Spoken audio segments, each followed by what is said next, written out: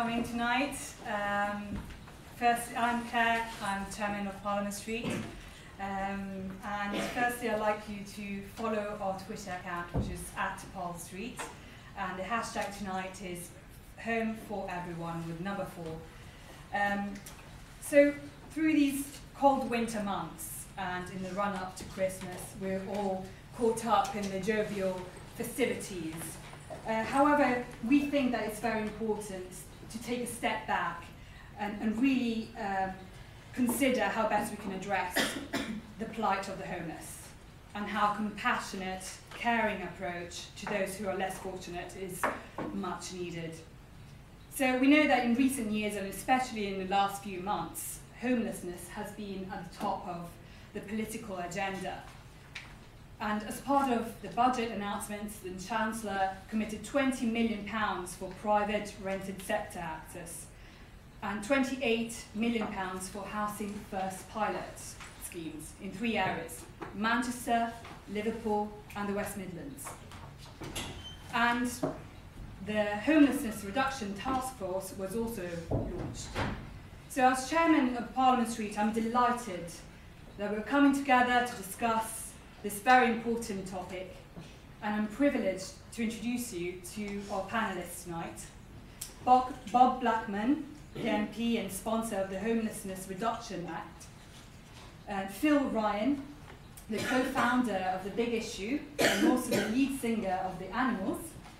Former lead singer. Well, I've heard that he's still singing, and in fact, I'm a singer, but I'm formally off. He's going to perform tonight at the end of this. I'm still extant. I understand he's going to perform a song for us tonight. That's The Big Issue Christmas song, which we want to get to number 1. Okay. And Sam Latouche, Head of Volunteering and Partnership at One Housing Group. And Councillor Sem Moima, Mayoral Advisor on Housing at Hackney Council. So I'm going to ask you all to give us a very short introduction of what you do and why you think that homelessness is such an important issue to tackle.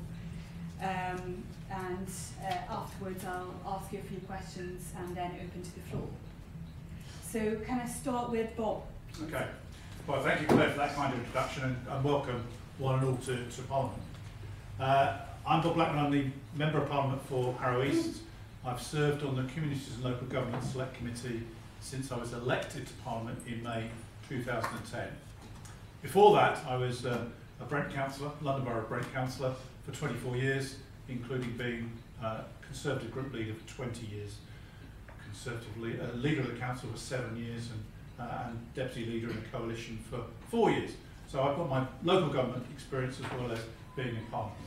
And during my time as a Brent Councillor, we transformed the notorious Stonebridge estate, the notorious Chalkhill estate, and the notorious South Kilburn estates, which were, when they were started, it was this wonderful dream of architects, that everyone would have a place in the sky and everyone would love to be there.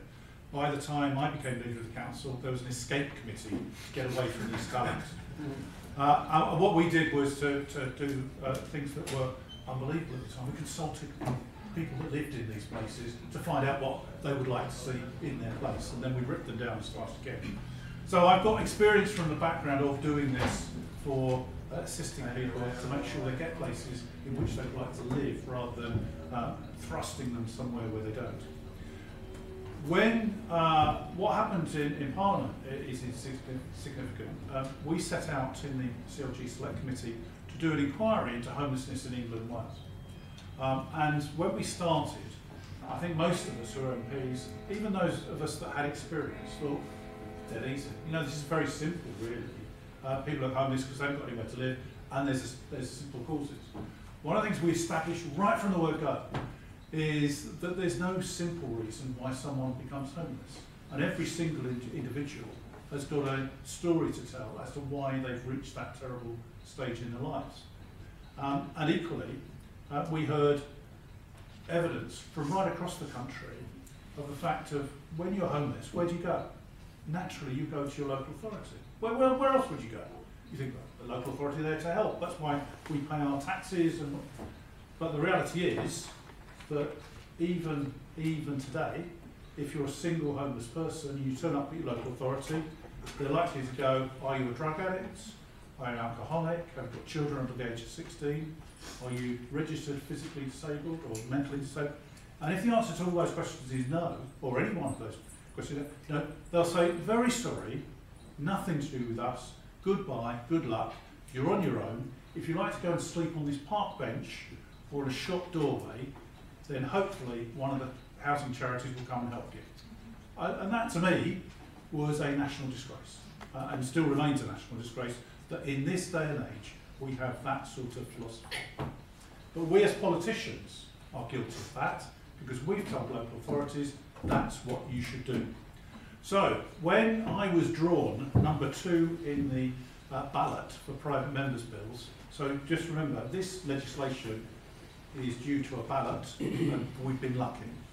When I was drawn number 2, I became the most popular MP in this place, because every charity wanted me to take up their cause. And I decided that I was going to take the most important and significant cause that we could do something about, which is dealing with homeless people and getting decent service to them in the way they deserve. So I took up originally it was the Homelessness Prevention Act, but as that was the Homelessness Homelessness Prevention Bill. But as the clerk to our committee pointed out, technically that would make it illegal for the people that were homeless, so they'd be put in prison because they. So we changed it to the Homelessness Reduction Bill, and I took it on, and we started with a draft bill which had been helped by Crisis, St Mungo, Shelter, the National Landlords Association, the Residential Landlords Association, and the Local Government Association. And they'd used a panel of experts to put together a draft bill. I can tell you that draft started out as one thing and metamorphosed into a very much bigger Act of Parliament by the time we ended. It's very simple. It means that, and I will explain this because I know that that's something that people want to know. It means if you're threatened with homelessness, up to 56 days before that happens, you can go to your local authority and they must sit down and say, they don't say goodbye, good luck, no, they must sit you down and say, okay, you're threatened with homelessness or you're homeless, let's find a way of helping you to get into a home.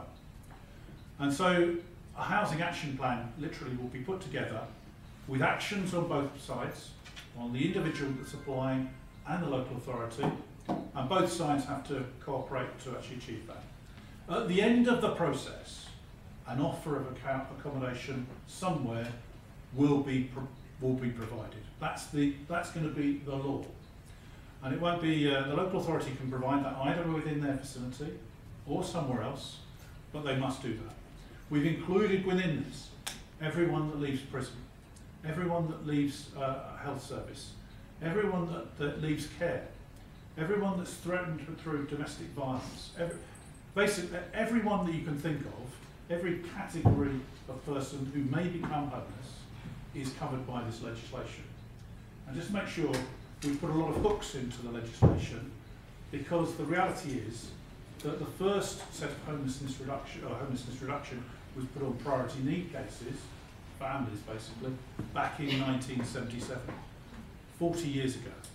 So my legislation, effectively, is the first legislation we've had of any note for 40 years.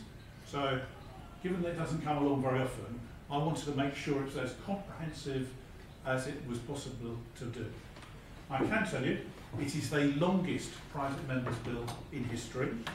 It's 23 pages of tight legalese, and if anyone has read the consultation document from the Communities Local Government Department on the advice to councils on what they have to do with homeless people, it's 180 pages of detailed, verbose language that is very difficult, except for councils, I think, to understand. But it has translating that. It's also the most expensive private members' bill in history, because the government did indeed support it in the end to the tune of £73 million to start with for the first 2 years. They've added to that with additional money of £8 million for data collection for local authorities and further money to deal with the inspection regime that's required.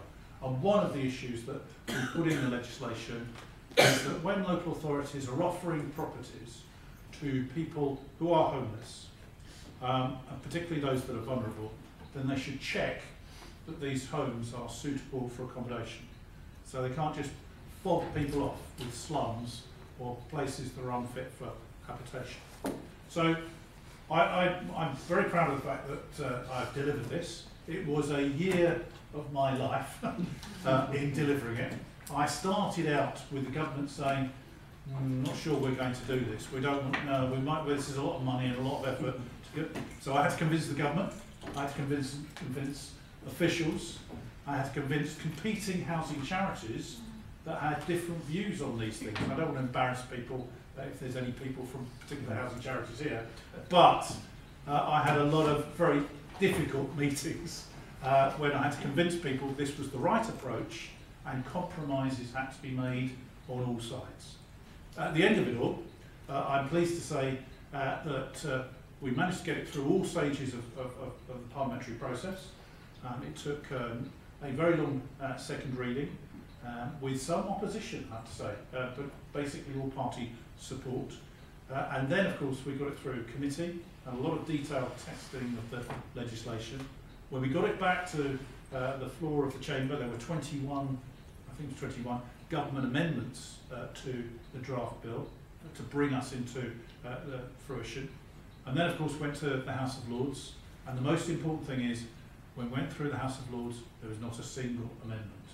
Had there been a single amendment, we probably would not have got this bill on the statute book as an act. And I'm very grateful to Lord Best, who piloted it through, to John Bird, who made a brilliant off-the-cuff speech during the hearing in the House of Lords.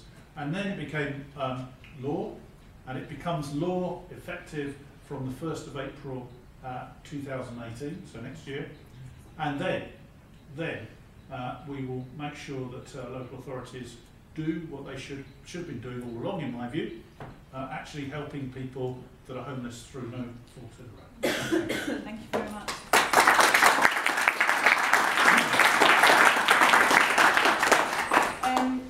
So we had a new addition to the panel, which I didn't mention earlier, Nick Kareen, who's the founder of Blue Sky Network. Nick, would you like to introduce yourself? Yeah, well, congratulations to Bob. In fact, Bob hosted an event that myself and Molly Samuel organised a few months ago called Unite Against Homelessness. I congratulate Bob. It's always, you know, I find it, because I've been in politics for a long time, and you find people who go into politics, some are genuine, some are not, and Bob is one of the genuine guys. I'm very proud to support his bill, and of course our friend Lord John Bird spoke very well of this bill, and it's about time too. Well, I'd like to ask any of you here, have any of you here actually been homeless before? Put your hand up. Yeah? There's 1, 2, 3 people homeless. Well, I have actually been homeless. When I was 16, my mum kicked me out because I was having too many hippie parties and smoking things I shouldn't be smoking. She said, that's it, that's final, get out. So this was fortunately in the summer. So it was okay. So I've slept in Piccadilly Circus, slept on trains, you know, and planes, literally on the circle line, going round and round and round. Because it was the only place you never got, so I went round, and I was 16 years old. So I've had some experience of being on the streets. I know what it's like, but never in the winter months. The other day I came out of my house, went to the tube station near me, Tufnell Park, and I saw this young lady, and it had been snowing all day.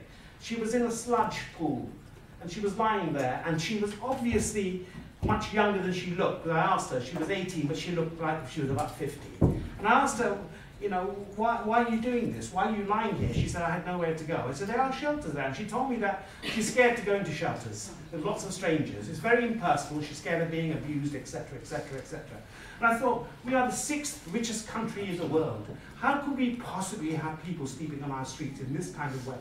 It's a complete moral outrage. And I've taken it upon myself with Phil and with my dear friend Lord John Bird, who I've been a friend for 25 years, and is one of the most inspirational, if odd, figures in the world. You know, he's a remarkable man, but his passion to end homelessness and end poverty is the things that drive me and Phil to be involved in this. And on Friday, I've organised a big event, which I hope all of you will come along, and Patrick is coming to speak. Unfortunately, Bob can't be there because he's double booked. But it's an event where Phil is going to be performing the Big Issue single. We're trying to get it to #1. So I managed to persuade I won't tell you how I did it, but I managed to persuade Network Rail, and the boss of Network Rail phoned me directly and said, we'd love to get involved, and has given us a space for Waterloo Station platform, in the concourse, where Phil will be performing his song. He'll be accompanied by, well, when I say accompanied, he'll be joined in making speeches by Sir Vince Cable, Zach Goldsmith, Sean Bailey, and we don't know yet, possibly Jeremy Corbyn. We don't know yet. You know, I certainly hope not. But in terms of because we don't want this to turn into a momentum rally, you know, so there will be a possibility of a senior Labour person coming along. But I have been told by the Labour Party that Jeremy is going to retweet Phil's song, which is a fabulous song against homelessness. It's really important because this event on Friday, it's 12 to 1 o'clock, Windsor end of Waterloo Station concourse. This will be an opportunity for us to show that all parties, whatever your politics are, we stand together on this one issue. We're not there to blame anybody. I don't actually blame anybody.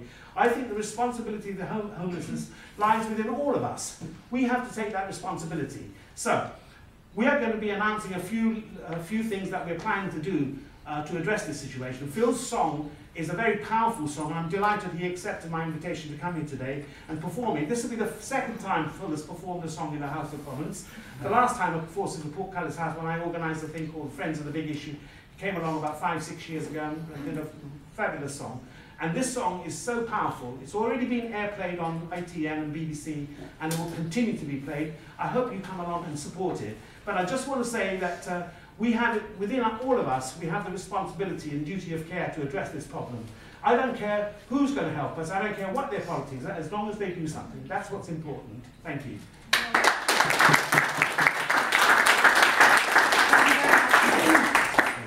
And Phil, do you want to speak about your work with the Big Issue and about your song as well? Sure. I mean, 26 years ago, I was with John and a few others, and we actually set up the Big Issue.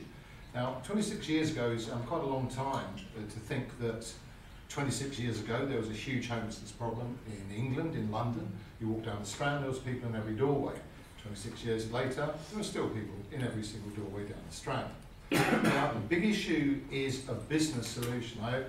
When I get a chance to speak, which is very rare, on behalf of the Big Issue, I need to apologise that Lord Bird can't be with us this evening, because he's actually been exhausted by an incredible week. He's going to try and appear in the Lords tomorrow, but he's not very healthy at the moment. But John, even though with John's background, John knows that charity is not enough. Asking people to do something all the time for nothing, with their hard-earned cash, etc. So the Big Issue is actually a business solution. Not everybody, and Bob already alluded to this, everybody that's homeless, some people it could be mental health problems, drug addiction, etc. Some people could just have fallen out the housing ladder, lost a deposit, and suddenly lost a relationship. So they're kind of, and I'm not going to use the word in a light way, but they're not as seriously homeless as many others. What they need, and the Big Issue slogan, for any of you who know it, is a hand up, not hand out. So basically a Big Issue person, male or female, will come to the Big Issue, they will sell a magazine to all of us as a business transaction. It's not pity, it's not charity, it's a brilliant magazine. And you get it for £2.50, and £1.25 of that is kept by the vendor, and the other £1.25 keeps the lights on in the office and prints that paper. The Big Issue also has shops, and for those you don't know, it has huge other programs. It has education, has clothing, it has replacements. It means that once you're taken from the street, you do not go back. Now, I'm not here to criticise charities, I think they do a fantastic job, but how many times do you walk down the London High Street now, and there's 57 people you've got to kind of weave down, who all want some money for you, and you get nothing in return. The Big Issue offers you something in return. And in fact, every Big Issue vendor you see is a small business person. Britain has been built on small businesses. That is the wealth of our nation. not the giant corporations, small businesses. So if you meet a vendor, you're meeting a small business person with their own unique way of buying themselves out of poverty with our assistance by getting something. So the last thing I'll say very quickly is this, is that the song we're doing is to help big issue vendors. Now you probably noticed it snowed the other day, etc.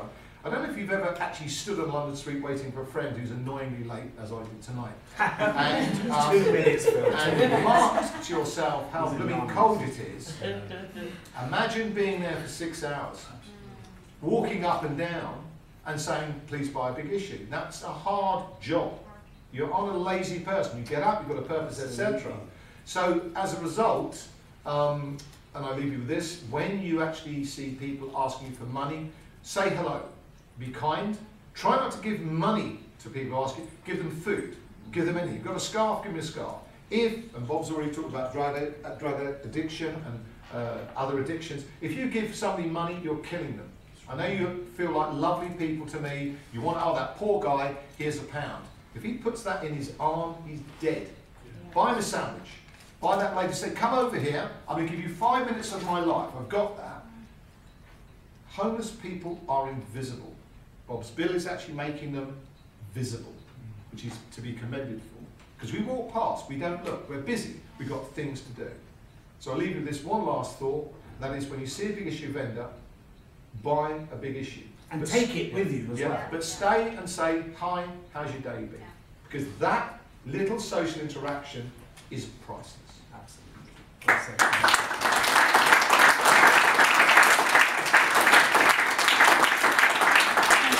So personally, I think the big issue is fantastic. I really enjoy reading it. So you know, it's in 72 countries around the world. Yeah. I just should mention that. Really. It's an advertising plug of big issue.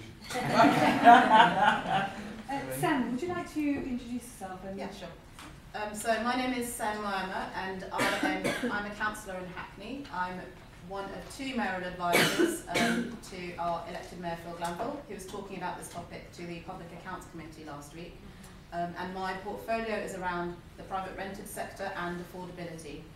And so the reason for the slightly skewed, if you like, split in the portfolios is because we recognise in Hackney that actually the private rented sector is a huge issue that we need to get to grips with really, really quickly. And very acutely, it is now the main place that people live. It's got a higher growth rate than the social housing sector for various reasons around land prices and so on, and owner occupation as well. So over a third of our population live in the private rented sector, but we also have a huge issue where once upon a time people moved to Hackney because it was cheap. And now we've seen our rents increase by 117% in the last 6 years. We've seen the local housing allowance has not kept pace with the increases in private rents.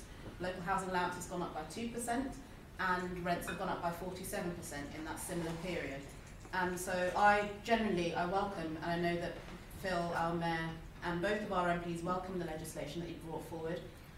But I think that one of the challenges that we have is that it feels like there isn't necessarily the meat to the bones. And so I want to extend the conversation to think about, I think it's a great positive first step that we are going to be providing the assistance to people that are, before they become homeless. But I want to talk about the between 20 and 60 people that I think Shelter and the London Data Store, London Mayor's Office, have put forward as the number of people that are street homeless in Hackney are known to be. We've got great services in place. We have Street Link, which is an online app which you can, if you find somebody and you see them on the street, you can geolocate them, and then somebody from our homeless service will come to that location. If they're a regular street homeless person, they're likely to find them and probably be known to the service or be referred to somewhere else. And we also have a service which is co-located doctor surgery specifically for street homeless people, and they provide assistance to people who need access to benefits, and slightly different assistance to people who have no recourse to public funds. And that's something which actually I think one of the things that I've been surprised by is that that's something which is being accessed by people that are in work. I think that's probably something to think about. And I suppose the other thing is also that the Act it's welcome, but it's not funded in a way that makes it actually deliverable, all of those duties. So in the Hackney context, for example, we've had our budget go down by 45%. We've been successful compared to other boroughs in not really making any frontline cuts to our services, but we know that that time is coming if things continue as they are. And it's not a party political point, but I think local authorities of all complexions are in that situation. The fund that has been put forward to assist with implementing this piece of legislation just doesn't really cover the running costs. So, for example, I think 73 million has been put forward for the whole fund. In Hackney alone, if we were to fully fund all of the measures, that would take us to about £11 million, and we're expecting about £1 million. So, whilst I applaud it, I think that we need to be realistic about the costs of the services, because it's a very, very high intensity service to a relatively small number of people, and it's a really unglamorous, unsexy things that, you know, it's not like a protest, kind of manning the barricades, which people love to do. It's the boring things that people like us as councillors we deal with week in, week out at surgeries, and similarly with MPs. But I think tackling that really needs to have some thought about the actual cost of that to make it meaningful. And then I go back to once we have identified those people in Hackney, my concern is that we have on our books, so I'm the co-chair of the East London Housing Partnership, which brings together the local authorities in East London to look at things like the private rented sector and homelessness and so on, and provide support to people to avoid them becoming homeless. But in Hackney alone, we have 3,000 households, not people, households in temporary accommodation. And so I think the concern from local authorities, again, of all complexions, is that we are focusing rightly on people who are absolutely destitute and at the margins of society, but we are putting them into a system which already has maxed out its capacity. So I had somebody at my surgery 2 weeks ago, and they have just been made homeless because their landlord has evicted them, which is fully within the law. They've evicted them because they want to sell the house and, you know, cash in on the values in Hackney and Clapton, and they are now living in a hostel with their 2 children who are under 5, and there are thousands of children in Hackney and other places who will be spending their Christmases in those hostels, completely unsuitable, but I guess a slight challenge that we don't have the homes to put people in. And I think one of the things that I would want to do is that I would love to see this piece of legislation work, but fundamentally we need to have the homes for people to go into in order to stop people becoming homeless, along with all of the other support and the funding. And, you know, it's 99% funding shortfall, so I think we need to think about the whole private rented sector in the round. So for my sins, I also work in housing, so I know Asia very well. And I was with on a work trip to an East London borough, and one of the officers, a senior officer, so I got a four-slide presentation rather than 180 pages, which is great. But one of the officers, really tough, it was about 6 months ago, and she said, I don't understand how the private rented sector is going to be the solution to solving homelessness when it's the cause of the homelessness. And I do think that the Act is a great first step, and if it focuses minds on the cost of housing people in completely inappropriate conditions, the situation that local authorities are forced into, people being separated from their families because they need to be housed somewhere, I think if it focuses the minds on where are we going to put people, how do we then fund secure, affordable social housing for other people who have come out of the private rented sector, maybe back into, who knows, but I think we need to think about the whole housing sector in the round. So that's,